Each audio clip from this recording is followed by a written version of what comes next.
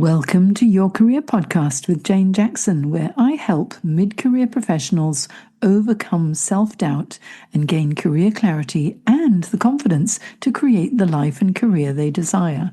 Book a Zoom chat with me at janejacksoncoach.com. I'd love to meet you and discover what's happening in your career.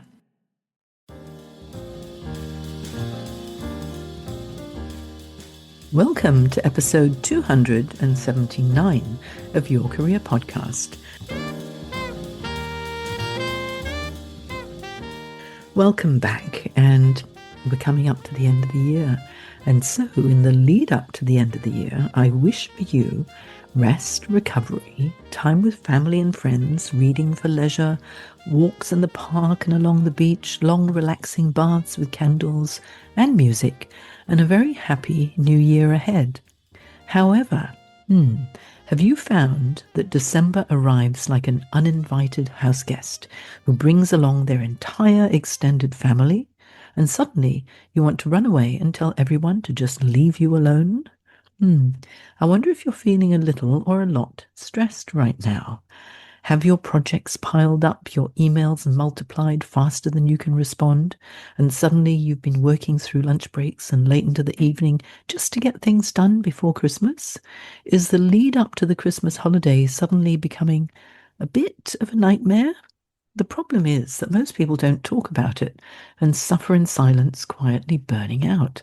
And I'd like to be able to give you some strategies to cope if you are feeling like this before Christmas and everyone's trying to get everything done as quickly as possible. And even here, even though I'm in a soundproofed room, I can still hear that occasionally there is someone doing some drilling to get stuff done in the building. And so if there is a little bit of noise while I record this, please forgive me.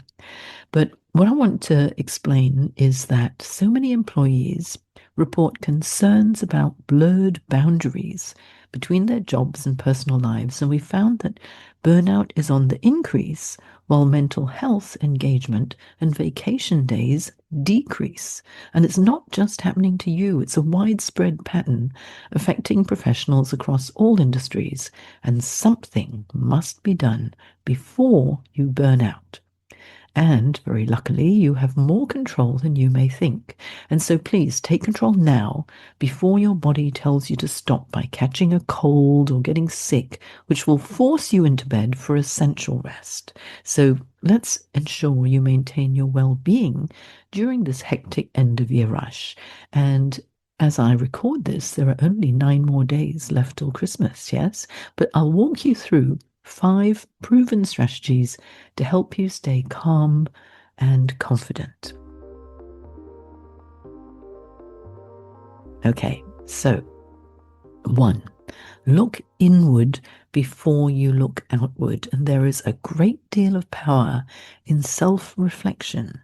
And so what I'd like you to do is pause this podcast episode, go and grab a pen and paper and write these things down, because there's a lot of information I'm going to share today and it's going to be very helpful too. Of course, you can also read the show notes on Apple or Spotify or wherever you listen to podcasts, okay? So number 1 is look inward before you look outward. It's the power of self-reflection. So before you can change anything, you need to understand what's happening. This means pausing long enough to ask yourself some honest questions. So here's what to do. Start with the basics. The most widely validated tool for measuring burnout, I wonder if you've heard of it before, is the Maslach Burnout Inventory, and it identifies 3 core feelings. Emotional exhaustion, when your emotional resources are completely depleted. Cynicism, which is a feeling of negativity towards your work. And reduced professional fulfillment. And these feelings are telling you that you are struggling. So take 15 minutes this week, yes, schedule it in your calendar, and take the time to check in with yourself and ask yourself these questions. 1, am I emotionally drained when I wake up in the morning? 2, do I feel valued and recognized for my contributions? And 3, am I working so many hours that my personal life has disappeared? Then comes the crucial part, setting boundaries. Research, I'm getting a little tongue-tied here. Research, okay, shows that weak boundaries often contribute to burnout. And examples of effective boundaries include things like not checking work email on weekends. Are you guilty of that? Taking actual lunch breaks that are a real break rather than, working through and munching on a sandwich while looking at your computer, and telling your boss when you need more time and leaving work on time. Now, the research behind it is that a Dutch study found that blurred work-life boundaries correlate with decreased happiness through emotional exhaustion. And paradoxically, those who would benefit most from healthy lifestyle behaviors, they're the people who are experiencing that boundary blur. They are the least able to maintain the boundaries and healthy lifestyle behaviors. So breaking the cycle starts with you acknowledging that it exists. For example, think of boundaries like the banks of a river. Without a riverbank, water spreads all over the place, becoming shallow and ineffective. But with clear banks and boundaries, the river flows with purpose and power in the right direction. Makes sense, doesn't it? Now, another strategy is to speak up, and this is why communication is not optional. Here's a typical scenario that I see so often. So, for example, Arthur works overtime every week, feels overwhelmed, but hasn't mentioned it to anyone because he doesn't want to seem incapable.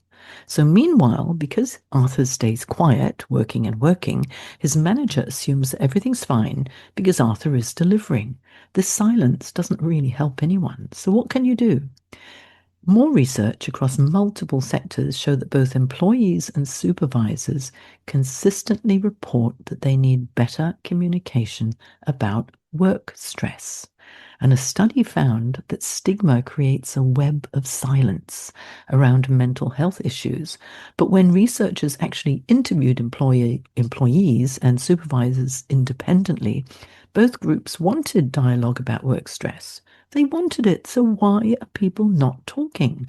So the researchers identified the most effective management practices, which include open communication, supportiveness, being approachable, and showing appreciation. And these ranked highest in terms of perceived effectiveness for managing workplace stress. So how can you start that conversation? Here are three little tips for you. First of all, be specific about what you need. Don't just say, I'm stressed. Say something like, oh, I'm managing 4 major projects simultaneously, and I need to prioritize 2 of them to ensure that the most urgent gets done first. So you're being specific and clear, yes? Or maybe you say, I need access to the new software training in order to work more efficiently, please. Okay, so be specific about what it is that you need to get the job done efficiently. 2, frame it as problem solving, not complaining. Nobody likes whinging. So maybe you can say, I want to ensure I'm delivering quality work. And in order to do that, I need, and then be specific about what you need.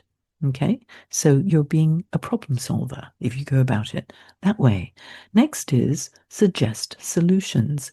Think about possible solutions first, and when you speak with your manager, come prepared with ideas. So don't go into a meeting just to complain. Have solutions. So say something like, do you think we could redistribute some tasks across the team?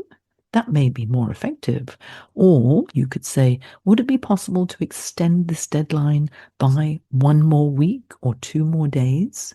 All right, so ask the question. Don't be afraid, because you never know what may happen positively if you just ask. And the research behind this is that a study on remote work found that employees experiencing professional isolation had less stress when they received management communication.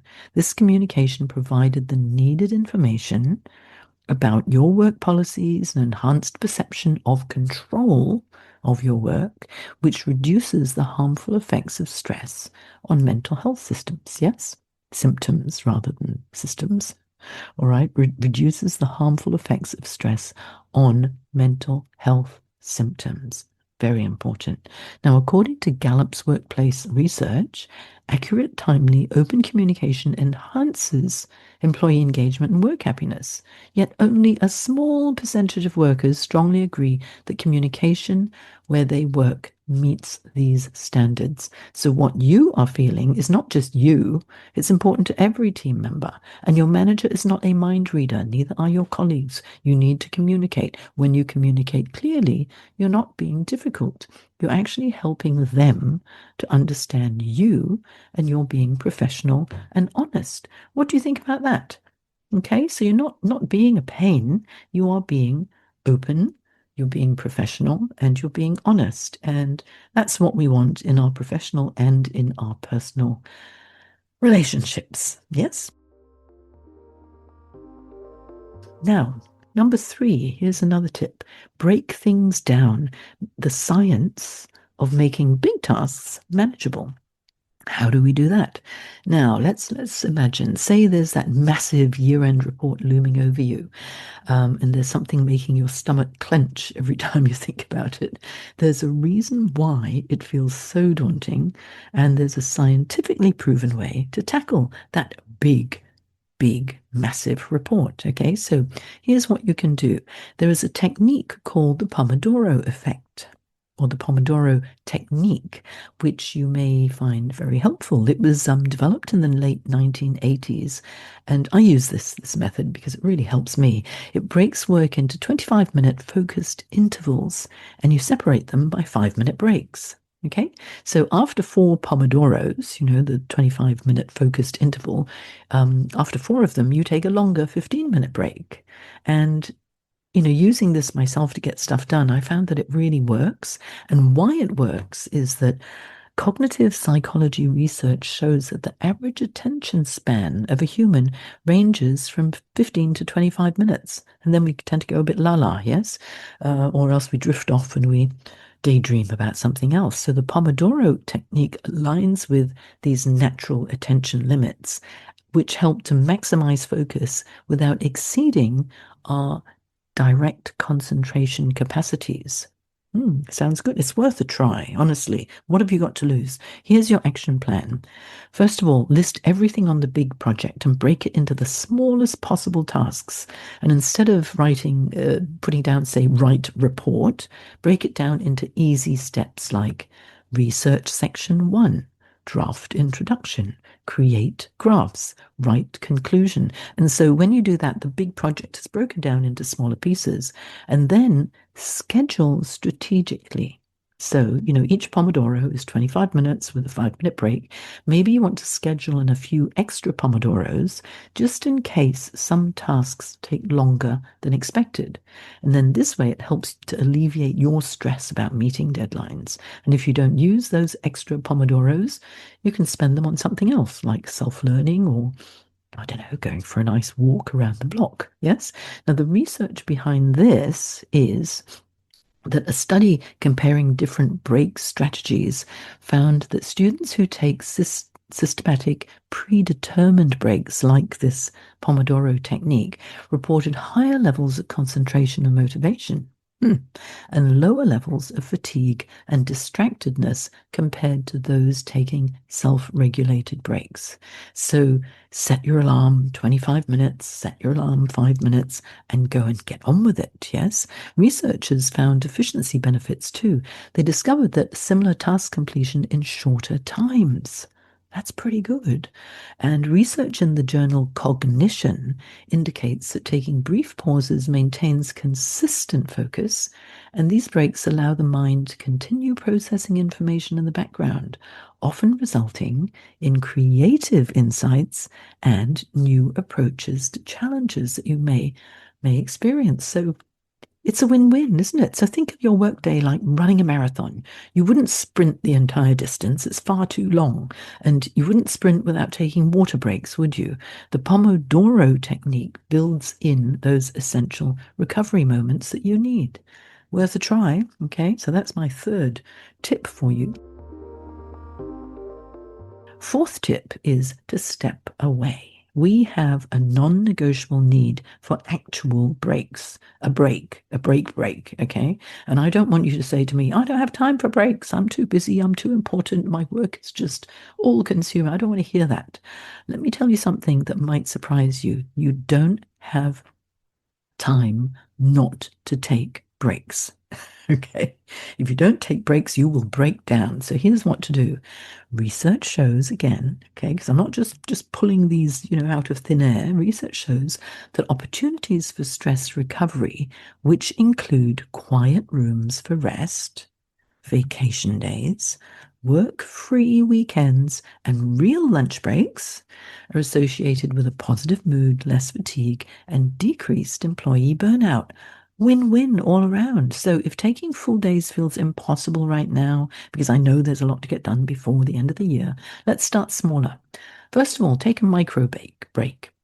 Every hour, just stand up and walk for 2 minutes. Walk around, look out a window, stretch your shoulders. And Microsoft's research on brainwave activity demonstrates that breaks, even short ones, help your brain work differently. They don't just alleviate chronic stress, they actually improve performance. So if you're listening intently to me now, let's have a stretch. I'm going to have a stretch too. Okay. And maybe you might want to pause this and take a walk and then come back. But now, second, lunch break that really is a break. Step away from your desk. Eat somewhere else.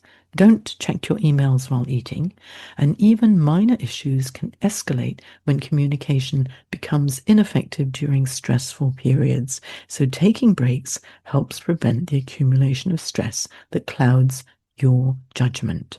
A little break is a good thing. Next is the end of year leave. It's time to have a holiday. If possible, book time off. Even if it's not a long holiday, 1 or 2 days off is good. Your brain needs a reset. And employees report that taking fewer vacation and sick days increases that feeling of burnout. And so it's a dangerous pattern that continues with too many of you, I know, because you are an employee with high integrity. You just want to do a good job. And I promise you, you will do a better job if you are relaxed.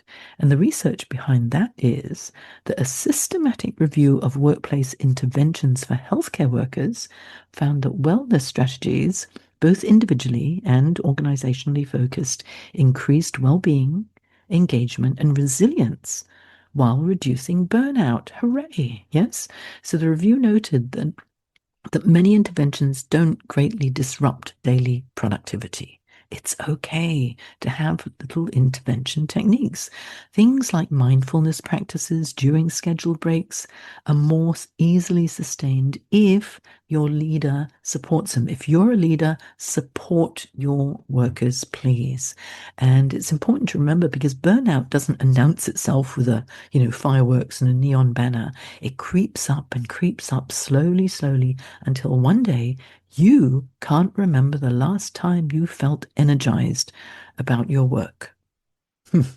Breaks are not luxuries, they're important maintenance. Just like, you take your car for its regular check so it doesn't break down when you least expect or want it to, right? So if you take the car for regular checks, take yourself for little regular checks and check in with yourself. The fifth tip is to reach out, and you may be surprised to know that there is power in asking for help. And for many years, as I'm a bit of a perfectionist, I've labeled myself here, which is not good, but honestly, I struggled to ask for help because, I can do it myself. But I thought that if I asked for help, it would make me look incompetent. Now, I know I couldn't have been more wrong because nobody knows everything. We all need help at some stage. So if you're a bit like how I was, what to do is if you're struggling, are one, talk to your manager. Use the communication strategies we discussed earlier today.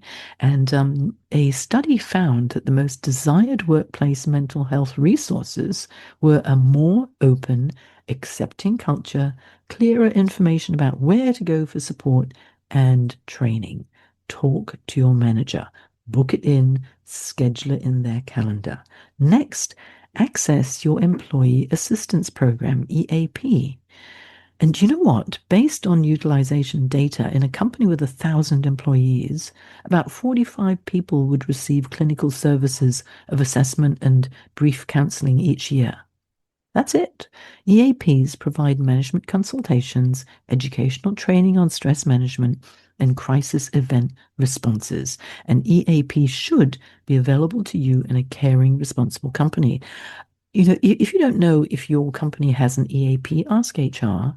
And many employees, they're kind of reluctant to use EAPs because they think there's a stigma to it. No, don't worry about that. There's no stigma. These are confidential programs that are designed to assist with stress management, fatigue, and also any issue impacting your mental wellness. So there's no stigma to recognizing you need help to be the best version of yourself. Next thing I'd like you to do is to connect with your colleagues. Research again has shown that 70 to 90% of help given in workplaces happens in response to requests. Requests. If you don't ask, all the answers and resources people may be willing to share with you will be wasted. When we seek help, we're better at learning and problem solving. We become more creative, we're more satisfied, we're more efficient, we're less stressed and burned out. Okay, so ask for help. And research behind this is that if you make a thoughtful request, people will think you are more competent, not less. People know that you are more aware, and the social threats involved in asking for help, such as uncertainty or a risk of rejection or potential for diminished status, people won't think I'm as important, activate the same brain regions that physical pain does. Yet the research shows our fears are largely unfounded. So it's a bit like, the monster under the bed when you were a small child. When you shine a torch on the issue, that monster often disappears. And studies on EAP effectiveness found that providing treatment to individuals with mental health challenges yields meaningful return on investment, and EAP individual sessions significantly improve your psychological health and well-being. So what do you do next? Workplace busyness and the end of year rush doesn't have to break you. I promise you it doesn't. Neither does any other overwhelming season in your career. Start with just one strategy I've suggested, just one. Maybe it's setting a boundary around checking emails or not checking emails after 7 p.m. Maybe it's having that honest conversation with your manager. Schedule it in. Maybe it's trying the Pomodoro technique on that project you've been avoiding. See how well it works. And, little actions compound. One boundary leads to another boundary. One honest conversation makes the next one easier. One managed task builds confidence for the next. You see, it's small things build up. It's the consistency. Okay, consistency, regularity, having a strategy that helps. And the professionals I work with who thrive aren't the ones who power through burnout. They're the ones who recognize the warning signs early and take action. And they take action mainly by coming to me and having a talk about it. And then I highlight what it is that they need to do next, right? And so, so often by the time a client comes to me, it's like, oh, they've been suffering for so long. And I say, oh, what prevented you from taking action and calling me earlier? And it's because they were denying that there was an issue. Now, you must understand that protecting your well-being isn't selfish. It's essential to doing your best work and building the career that you deserve. And many, many years ago, I ran 2 marathons. I ran the Manchester Marathon and the New York Marathon. That was a really exciting marathon. It was very hot and humid, and I did about an hour slower than I did in the Manchester Marathon. It was 3 hours 39 for the Manchester Marathon. So happy. And the New York Marathon was like 4.5 hours. It was so humid. But I want you to remember that your career is like a marathon. It's not a sprint.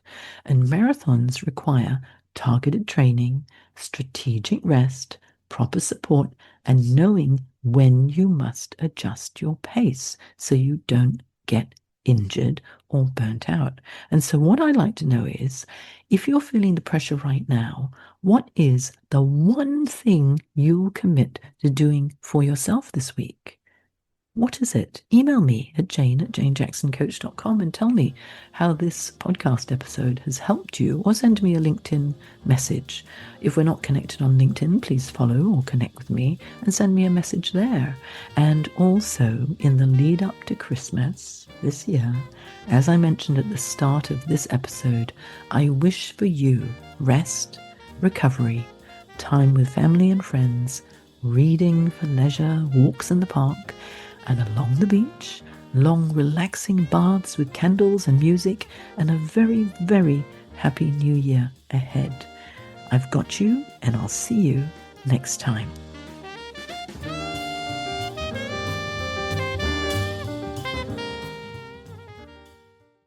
Want more career inspiration?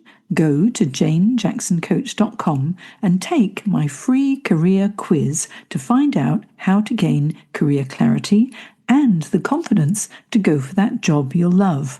Or book a complimentary Zoom chat with me, janejacksoncoach.com. I'll see you soon.